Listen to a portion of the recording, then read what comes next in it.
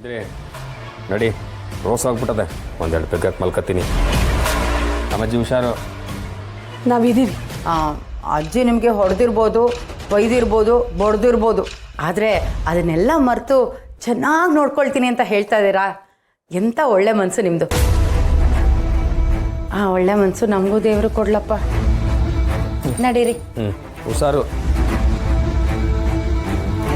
ರಾಣಿ, ಈಗೇನಮ್ಮ ಮಾಡೋದು? ಈಗೇನೋ ಅತ್ತೆ ನಿದ್ರೆಯಲ್ಲಿದ್ದಾರೆ, ತಪ್ಪಿಸ್ಕೊಂಡ್ವಿ.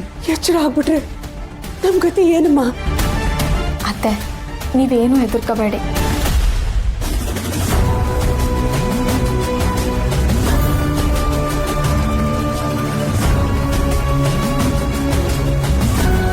ಅದಕ್ಕೂ ಒಂದು ಉಪಾಯ ಐತೆ.